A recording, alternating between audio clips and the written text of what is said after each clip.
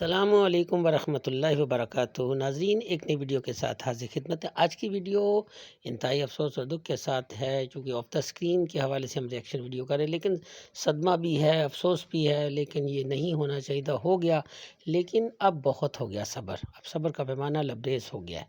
बहुत माफ़ी तलाफ़ी, बहुत ही नरम लहजा, नरम अंदाज़ और तर्ज़ सियासत और ये सब कुछ जो कुछ हुआ, ये इंतहाई अफसोसनाक है, जिसकी जितनी भी मज़म्मत की जाए वो कम है।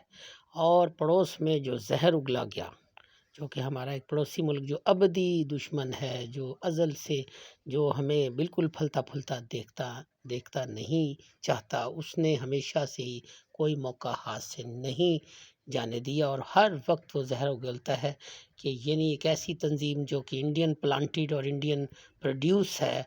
और उसको टाइमिंग देखें आप इसकी, उस टाइमिंग के हवाले से आप देखें कि इधर ये चक्कर, ये ऑपरेशन होता है, उधर वो मीडिया जो है वो हरकत में आ जाता है। और वो मीडिया किस तरह से उसको डील करता है, तो हमें भी अब अपना जो वार गेम है उसको तब्दील करना पड़ेगा। दुश्मन को उसके उसी अंदाज़ फ़िक्र के उसके अंदाज़ में ज़ुबान में जवाब देना पड़ेगा। बहुत हो गया, ये ममलकत खुदादाद मेरी भी धरती है, आपकी भी धरती है, ये 24 करोड़ अवाम की धरती है, ये सिंधियों की भी धरती है, पंजाबियों की भी धरती है, पख्तूनों की धरती है, ये बलोचियों की भी धरती है, ये सब की धरती है और ये सबका यकसा मुल्क है। और मुल्क का हर शहरी मुक़द्दम और हमारे काबिल एहतराम है और उसकी तौक़ीर, उसकी तकरीम हम सब का फ़र्ज़ है। पाकिस्तान आर्मी ज़िंदाबाद, well done army, Pakistan army. आइए नाज़रीन देखते हैं।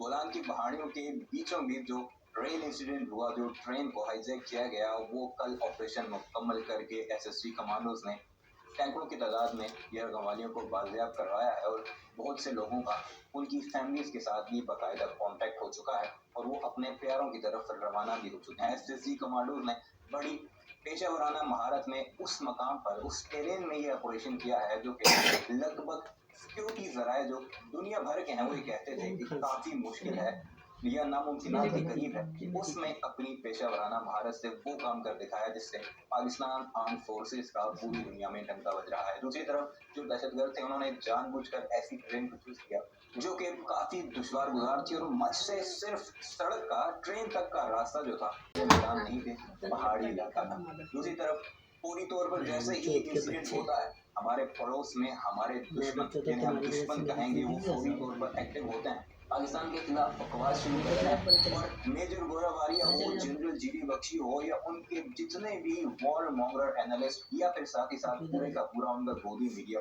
वो एक्टिव हुआ, उसने बलूचिस्तान के सो कॉल्ड एक्टिविस्ट जो अपने आप को ह्यूमन राइट्स की छतरी तले प्रोटेक्ट करते हैं, हमेशा पाकिस्तान के खिलाफ कार्रवाइयां करके या बकवास करके उन्हें इनवाइट किया गया। वो पाकिस्तान के खिलाफ बकवास करते रहे, वहां पर कह कहे चलते रहे, वहां पर पाकिस्तान का तमस्कुर उड़ाने की कोशिश की गई, क्योंकि पहली जो खबरें सामने आई हैं वो सिर्फ सोशल मीडिया के प्रोपेगेंडा करने वाले जो कि बलोच एक्टिविस्ट अपने आप को कहते हैं उनकी रिपोर्ट्स ने, जिनमें काफी तबाही की खबरें बताई गई, काफी झूठे क्लेम्स किए गए। लेकिन कल फिर जब डीजीआईएसपीआर ने क्लियर किया तो इन सबके भारतीयों समेत मुंह बंद हुए। और सबसे अहम बात यह कि वो सावन के जो कीड़े निकलते हैं, जिस तरह डब्लू निकलते हैं नालियों में से, इस तरह फौरी तौर पर वो लोग भी सामने निकल कर आए जो कि पिछले काफी अरसे से पाकिस्तान की कामयाबियों पर मातम करने की वजह से दुबक कर बैठे हुए थे। जिनमें सबसे अहम नाम जीडी बख्शी का है। जीडी बख्शी ने तो अपने एक इंटरव्यू में ये तक कहा कि 2025 फ्रीडम का ईयर है बलूचिस्तान के लिए, हमें उनकी आज़ादी में हाथ बटाना चाहिए।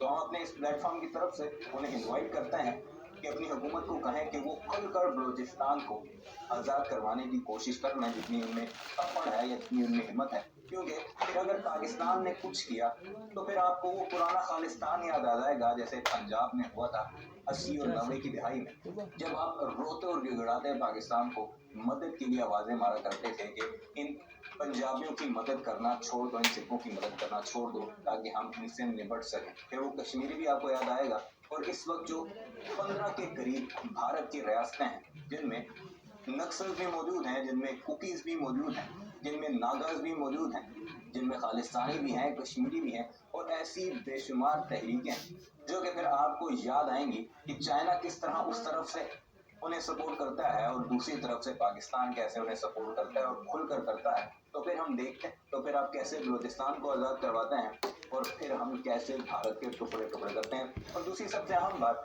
बात कैसे भारत के टुकड़े टुकड़े करते हैं और दूसरी सबसे अहम बात की जाती है कि बलोचों के साथ जुल्म होता है। बलूचिस्तान एक 44% 45% पाकिस्तान है, यानी तकरीबन आधा पाकिस्तान अगर आप समझ लें तो वो बलूचिस्तान है, लेकिन उसकी आबादी कितनी है पाकिस्तान के सबसे छोटे सूबे से भी कम। और वहां पर सबसे ज्यादा शोर कौन मचाता है कि हमारे साथ जुल्म होता है, हमारे साथ ज्यादती होती है, वो है वहां की बलोच कौम। बलोच कौम पूरे पाकिस्तान का सिर्फ 5% बनता है और टोटल आबादी में वो 7 मिलियन से ज्यादा नहीं। बलूचिस्तान में पश्तून भी आबाद हैं, हजारा भी आबाद हैं और ऐसी कई कौमियतें हैं जो कि वहाँ पर आबाद हैं। और सबसे ज्यादा तो वहाँ पर पश्तून आबाद हैं और पश्तून वो हैं जो कि प्रो पाकिस्तान है। और जब कभी भी उनका पाकिस्तान के साथ कोई मसला होता है या पाकिस्तानी फोर्सेस के साथ भी उनके इश्यूज होते हैं, तो वो पुरअमन एहतजाज करते हैं, वो वायलेंस की तरफ नहीं जाते या फिर पार्लिमानी तौर पर वो एहतजाज करते हैं। बेशक उनमें कुछ ऐसे रहनुमा जरूर हैं जो कि सख्त जुबान इस्तेमाल करते हैं, लेकिन जुबान सख्त इस्तेमाल करना कोई मसला नहीं, मसला है हथियार उठाकर पाकिस्तान के खिलाफ इसी तरह की कार्रवाइयां करना। अब आते हैं इंडिया की तरफ। मेजर गोलाबारिया ने अपने कई व्लॉग्स किए, जीडी बख्शी के इंटरव्यू देता रहा।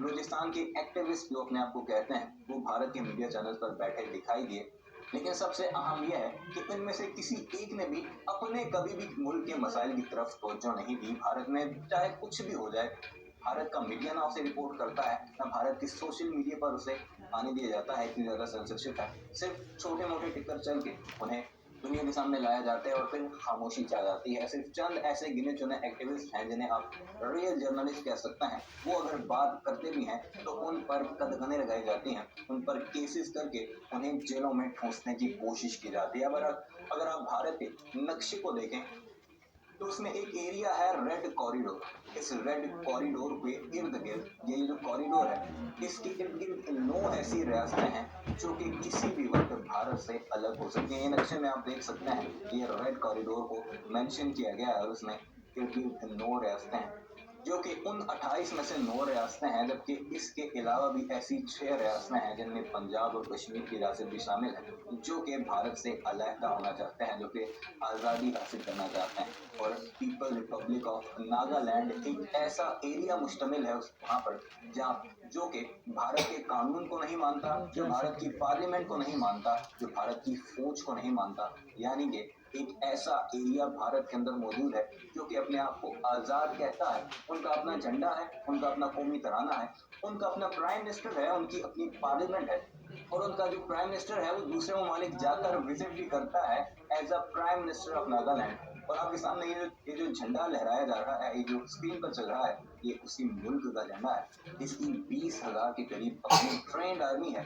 और आपने कई वीडियोस देखी होंगी कि भारतीय अफवाद एक ऐसी टेरिटरी में जा रहे हैं जिन्हें वहां से गुजरने नहीं दिया जा रहा और उन्हें यरगमाल बना दिया जाता है। ये एग्जैक्ट वही टेरिटरी है जिसकी अपनी पार्लियामेंट भी है, अपनी फौज भी है, अपना पूरा एक निजाम है, अपनी फॉरेन मिनिस्ट्री भी है।